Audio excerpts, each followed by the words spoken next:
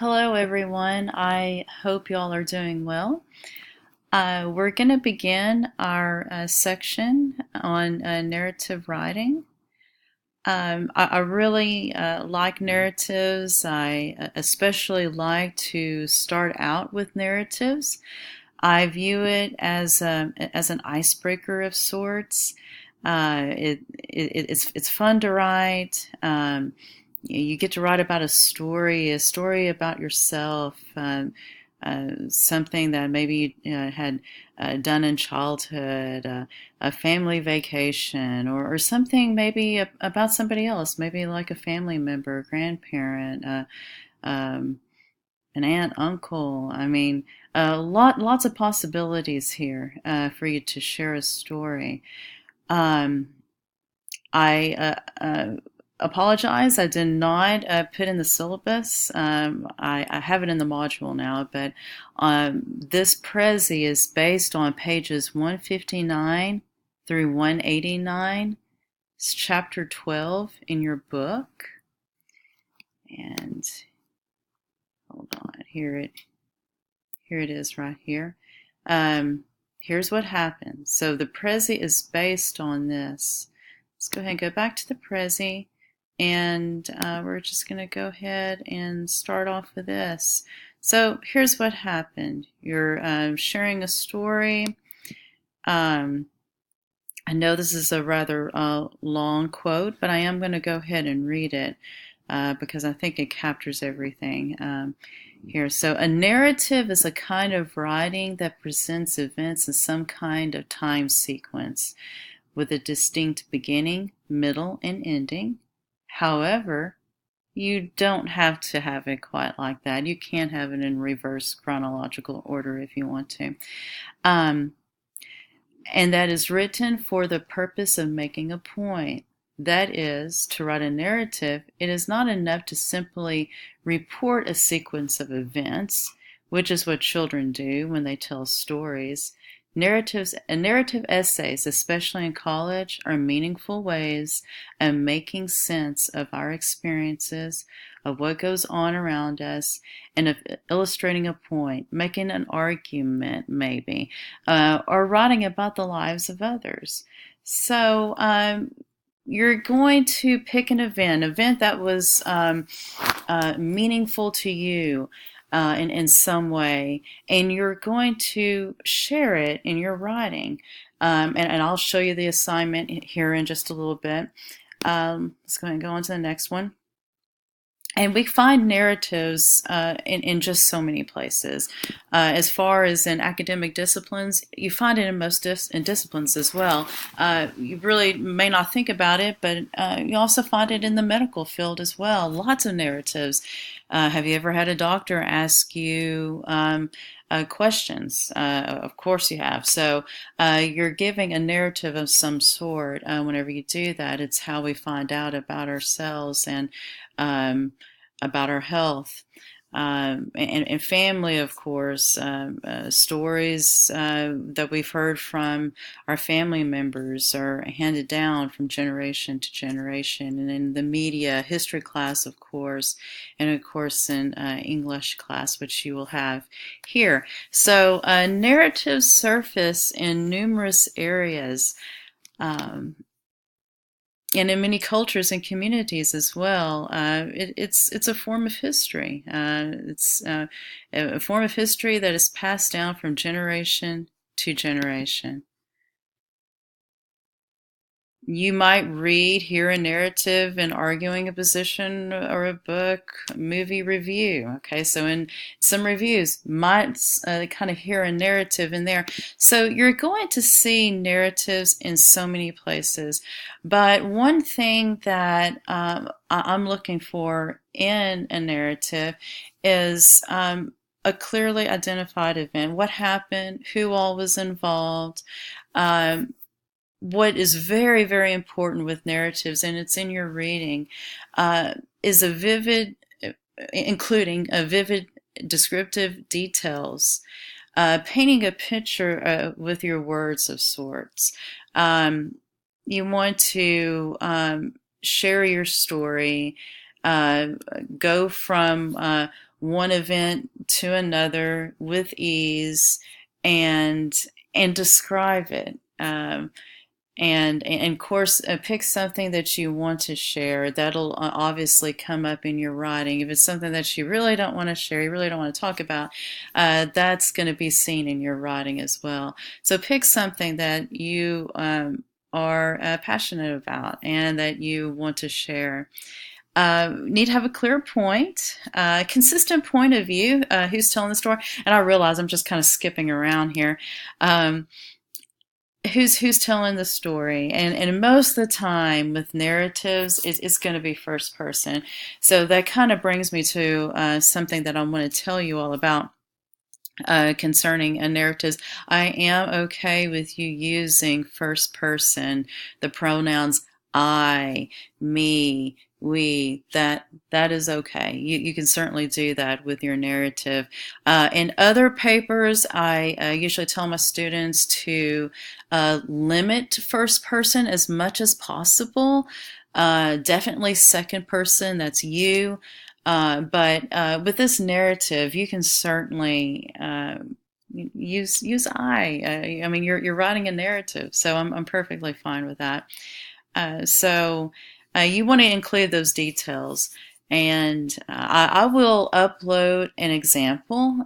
Just now getting to think about that. That might be helpful for you all to look at an example of a narrative from one of my other classes. So I will do that. But this is fun. I really, really enjoy uh, narrative writings. I enjoy reading your narratives, and I'm looking forward to this. I already mentioned about the chronological order. It can be in reverse chronological order. You can be as creative as you want with that, as long as it can be followed and it makes sense. Okay, so descriptive details. Show rather than tell. That is so, so important. You're showing your story to us. I know you're using words. Um, Obviously, you're writing a paper, but you're using those words to create a picture. Remember, your audience may not be familiar with your subject matter, so it's the writer's responsibility to make it come alive. Okay, a good narrative is usually told from one consistent point of view. And I already talked to you about that, about the pronoun usage. We want to have a clear point. We want to see a purpose, a focus in your narrative. In a narrative, and here in just a bit, I am going to go over the essay structure with you. And I'm not. I'm just going to go over the basics of MLA. Uh, just so you know that whenever you're writing your first paper. Why does the story even matter? That needs to definitely come up whenever you're writing. The focus needs to be there, and I'm sorry, I'm just kind of skipping around here. And then back to this thesis statement. Yes, you are going to have a focus. Yes, you are going to have a purpose. But your thesis statement in your narrative, in the introductory paragraph, it can be an implied one. Okay, so as long as there's that focus, there's that purpose, and why does the story matter? That's perfectly fine with a narrative. You can have a straightforward stated thesis statement, or you can have an implied one. Now, in your other papers that are to come, you do need more of a straightforward thesis statement, but with your narrative essays, you can certainly get away with an implied one. On page, I believe it's 179, you will see a section in there for a literacy narrative writing. If you want to, and basically what that is you are writing about a moment while you were growing up, whenever you learned how to do something that is related to some sort of literacy. It can be what I have listed here: music, computer code, learning a foreign language. Um, that is a literacy narrative. And that's perfectly fine. If you want to write a paper focusing on some sort of literacy narrative, that's perfectly fine. I think that will be great.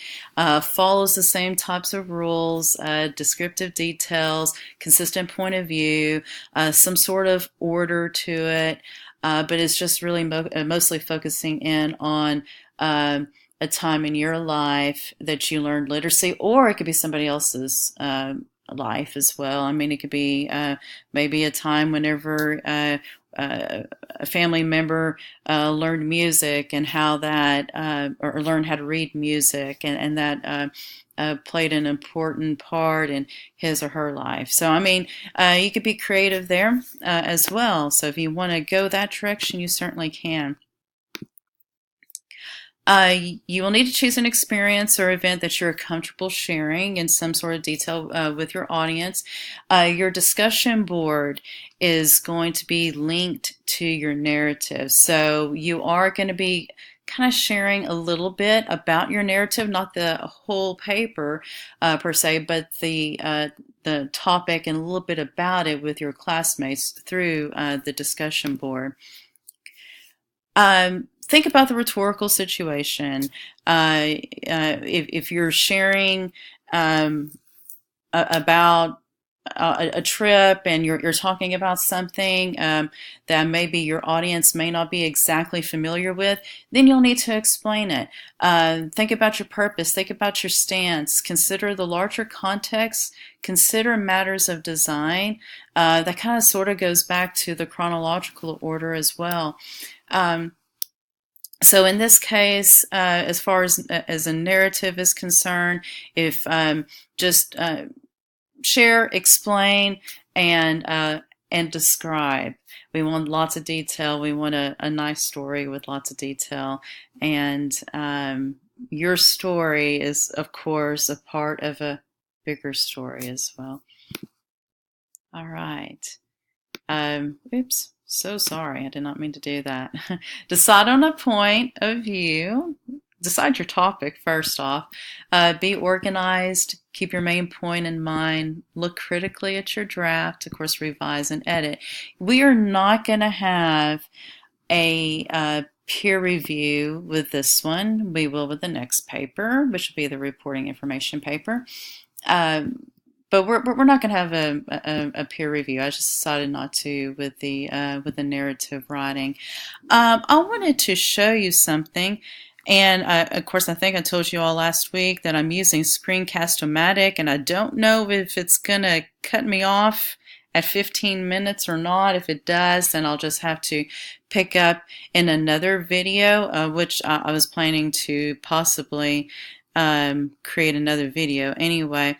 But I wanted to share with you all kind of how I go about, let's see here. Hold on just a moment. Well, I may have to just do it in another video, but I want to show you all how I go about sometimes just putting my thoughts down on paper as far as it's something called webbing or mapping. Sometimes I do that just to kind of get my thoughts down on paper. So I'm going to go ahead and create another video and share that with you all. But this is the Prezi, and I will share another video in just a second.